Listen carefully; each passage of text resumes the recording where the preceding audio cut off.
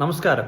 കേരളത്തിൽ ഒരു സംരംഭം തുടങ്ങുന്നതുമായി ബന്ധപ്പെട്ട് പലപ്പോഴും നമ്മൾ പറഞ്ഞു കേൾക്കുന്ന ഒരു കാര്യം എന്ന് പറയുന്നത് കേരളത്തിൽ സംരംഭങ്ങൾ തുടങ്ങുവാൻ പറ്റുന്ന സാഹചര്യങ്ങൾ അനുകൂലമായ ഒരു സാഹചര്യമില്ല. സർക്കാർ സംവിധാനങ്ങൾ പലപ്പോഴും അതിന് എന്താ പറയുക പ്രതികൂലമായ രീതിയിലാണ് നിൽക്കുന്നത്. കുറേയൊക്കെ അതിൽ ആ വാദത്തെ ഞാൻ പൂർണ്ണമായും തള്ളിക്കളയുന്നില്ല. കാരണം പലപ്പോഴായി വരുന്ന വാർത്തകൾ സംരംഭകൻ ജീവനൊടുക്കി, സംരംഭകൻ സർക്കാർ ഓഫീസിന് മുന്നിൽ സമരം ചെയ്യുന്നു, ഇത്തരത്തിലുള്ള പല വാർത്തകളും നമ്മളിലൂടെ കടന്നു പോകാറുണ്ട്.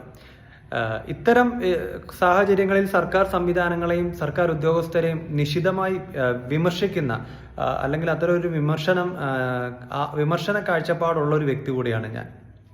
പക്ഷേ എനിക്കുണ്ടായ ഒരു എക്സ്പീരിയൻസ് തീർച്ചയായിട്ടും നിങ്ങളുമായിട്ട് ഷെയർ ചെയ്യണമെന്ന് തോന്നി.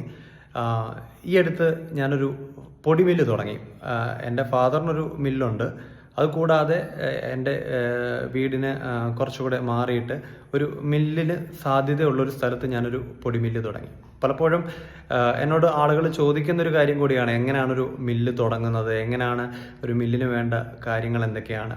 അപ്പം ഞാൻ ഈ ഒരു മില്ല് തുടങ്ങാൻ വേണ്ടിയിട്ട് ഞാൻ ആദ്യം വെറുതെ വിളിച്ചത് നമ്മുടെ വ്യവസായ വകുപ്പിൻ്റെ ടോൾ ഫ്രീ നമ്പറിലേക്കാണ്. വ്യവസായ വകുപ്പിൻ്റെ ടോൾ ഫ്രീ നമ്പറിലേക്ക് വിളിച്ചു, കാര്യം പറഞ്ഞു, എനിക്കിങ്ങനെ ഒരു മില്ല് തുടങ്ങണം. അപ്പോൾ ഓൾറെഡി അപ്പം എന്നോട് ചോദിച്ചു എങ്ങനെയാണ് മെഷീനറീസ് സബ്സിഡിയിൽ എടുക്കാനുള്ള പ്ലാൻ ഉണ്ടോ. ഞാൻ പറഞ്ഞു മെഷീനറീസ് പുതിയതായിട്ടല്ല എടുക്കുന്നത്, സെക്കൻഡ് ഹാൻഡ് മെഷീനറീസാണ് എടുക്കുന്നത്. എനിക്കിതിൻ്റെ ലൈസൻസ് കാര്യങ്ങൾ ബാക്കിയുള്ള പ്രൊസീജിയേഴ്സൊക്കെയാണ് വേണ്ടത്. അപ്പോൾ അവരോട് പറഞ്ഞു, അവരുടെ നമ്പർ ബാക്കി കാര്യങ്ങൾ ഡീറ്റെയിൽസ് എല്ലാം വാങ്ങി വെച്ചു.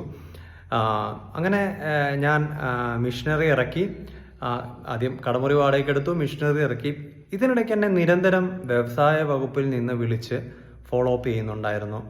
എന്തായി, എന്തൊക്കെയായി, കടമുറി കിട്ടിയോ, കടമുറി രജിസ്റ്റേർഡ് കടമുറിയാണോ. അതിനുശേഷം ആലപ്പുഴ വ്യവസായ വകുപ്പിൽ നിന്ന് എന്നെ ഒരു ഉദ്യോഗസ്ഥൻ വിളിക്കുകയും ഒരു ഓഫീസറിനെ എനിക്ക് അസൈൻ ചെയ്ത് തരികയും ചെയ്തു. ഈ മില്ല് തുടങ്ങുന്നതുമായി ബന്ധപ്പെട്ട് അവരെന്നെ അവിടെ വിളിപ്പിച്ചു. കെ സ്വിഫ്റ്റിൻ്റെ രജിസ്ട്രേഷൻ എടുത്തു കഴിഞ്ഞാൽ നമുക്ക് ആദ്യത്തെ 3 വർഷത്തേക്ക് വേറെ ഒരു ലൈസൻസ്, അതായത് തദ്ദേശ സ്വയംഭരണ സ്ഥാപനത്തിൽ നിന്ന് ലൈസൻസ് എടുക്കാതെ തന്നെ സ്ഥാപനം മുന്നോട്ട് പോകാം. അവിടെ നിന്നുകൊണ്ടൊരു 10 മിനിറ്റ് കൊണ്ട് എനിക്ക് കെ സ്വിഫ്റ്റിൻ്റെ രജിസ്ട്രേഷൻ എടുത്തു തന്നു. അതോടൊപ്പം തന്നെ ഈ മില്ലായതുകൊണ്ട് നമുക്ക് കറണ്ട് ചാർജിൽ ഇളവ് ലഭിക്കുന്ന LT4 എന്ന് പറഞ്ഞുള്ള ഒരു ചെറുകിട സംരംഭങ്ങൾക്ക് കൊടുക്കുന്ന LT4 എന്ന് പറഞ്ഞൊരു കണക്ഷനുണ്ട്. അതിന് വേണ്ടിയിട്ടുള്ള റിക്വസ്റ്റ് KCBയിലേക്ക് തന്നു. ഇത് രണ്ടും വളരെ പെട്ടെന്ന് തന്നെ എനിക്ക് ആലപ്പുഴ വ്യവസായ വകുപ്പിൽ നിന്ന്